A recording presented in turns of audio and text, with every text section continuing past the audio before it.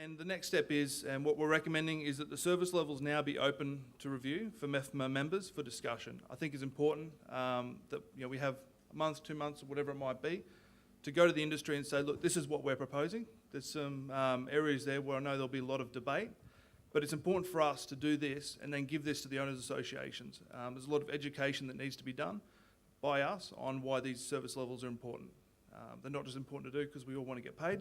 They're important to maintain that life cycle of the asset and provide that service to the owners and the stakeholders. We were looking at the standard reserve fund as part of the budgeting model, and I'll just look at the reference from the law. It says the reserve fund must be based on a study of the costs of renewing and replacing the common areas and assets over a minimum 10-year period. Well, the first conclusion we came to is that we thought that the 10 years, it was a minimum of 10 years. Well, I would suggest that due to the complexity of a lot of the buildings here, it'd be at least a minimum of 15-year study, because that could be the life cycle of some of the major assets. And the problems with just doing it on a 10-year is that it doesn't take into consideration things like lift cars that may have a particular longer life cycle than just past the 10 years. So we're going to recommend a minimum of 15 years. And by the way, it's a big growth area for the FM sector in putting together a lot of these forecasts. Someone's got to put together these forecasts. The quantity surveyors and people like that, building professionals, I can see it as a potential revenue opportunity for the FM sector to get involved with these forecasts. And when you see some of the other recommendations, you maybe get a little bit more excited about it.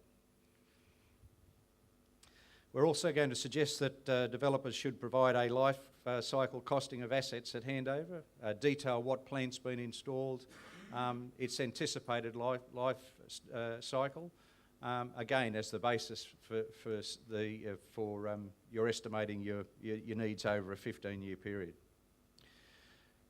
We did approach a lot of the providers of sinking fund or reserve fund forecasts, and all of them were reluctant to give us their models, obviously claiming it was their own intellectual property, and we thought it was too difficult for us to put a standard for right across the industry, but we thought it'd be better that we put these other provisions in there to form the basis, and then those providers could provide it in whatever format, provided it met these particular key requirements.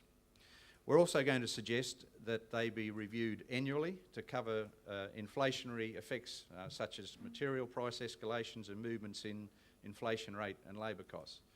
My experience is that you get a sinking fund or reserve fund forecast as a requirement under the law, and people just sit on it and say, well, we've complied. A year or two down along, inflation makes the reserve fund meaningless. And when you're getting to a period of time where you need to replace a major item, you may have not collected enough money. So I think it's important that RERA mandate that they should be an annual review. So that's basically our conclusions in relation to the reserve fund forecasting. The success and constraints of our study, we now believe that owners' associations will have a greater understanding of three key areas of service charges, service levels and reserve fund forecasting. We'll have service providers will have minimum standards to meet, and I think that's probably the major thing that's come out of our study. If RERA adopt the minimum service levels, it'll ensure a minimum standard of maintenance. Be able to meet customer expectations. Importantly, the minimum service levels will disqualify some companies, and I think, you know, from a sector, it's important that you keep the standard high. The constraints, it'll be a working document. I think there are many authorities that are creating new regulations as we go, so you might find that MEFMA may have to take control of keeping their service levels up to date. And again, we've got to meet as many regulators in the sector. The way forward, we're going to suggest that the service charge survey be conducted annually and regulate the annual reporting to RERA. I mean, if we had RERA dictating that everyone had to give us the budgets, you would have had a fantastic survey.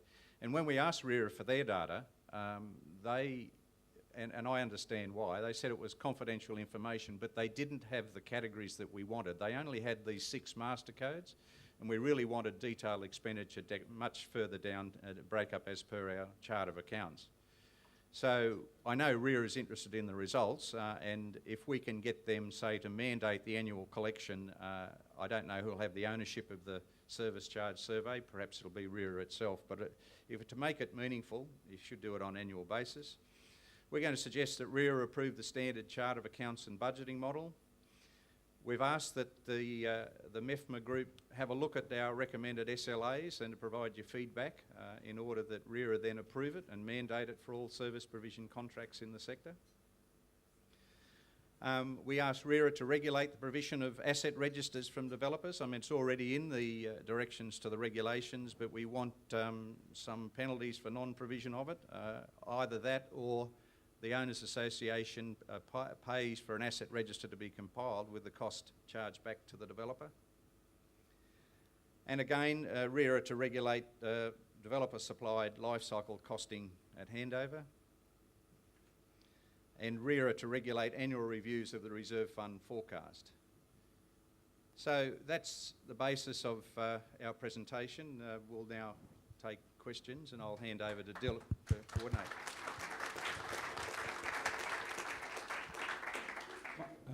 Hi, Martin Seawood Case, Chartered Surveyor and Property Consultant. Firstly, on behalf of the audience, and I think I speak for most of us here, thank you very much to the working group for such a fantastic piece of effort in going into the detail that you've done.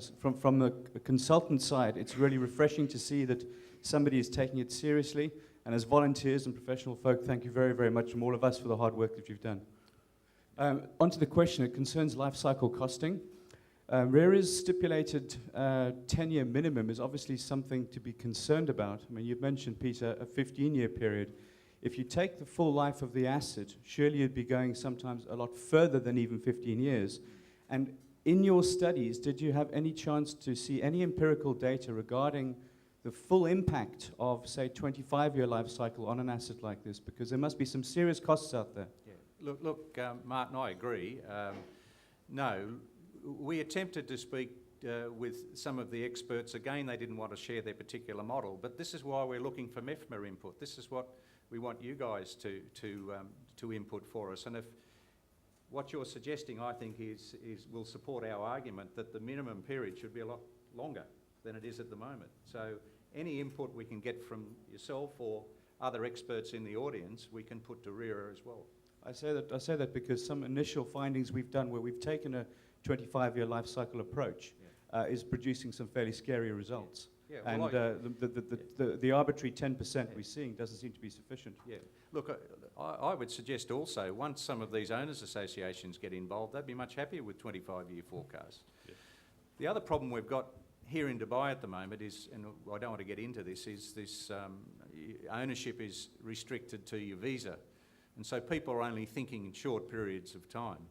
And I suppose under that short visa status you've got at the moment, that people don't think 25 years down here, but there are a lot of people that do want to live here. So I think it's important, and retire here, I think it's important that the studies provide for it, whether or not they're going to be here or not. It's the asset that we're looking after. So the longer we can do the studies, our provisioning will be much stronger and much more appropriate. And as I said, it's got to be updated on a regular basis because there are movement in costs that you've got to visit annually in particularly a market such as this where we're seeing so much growth.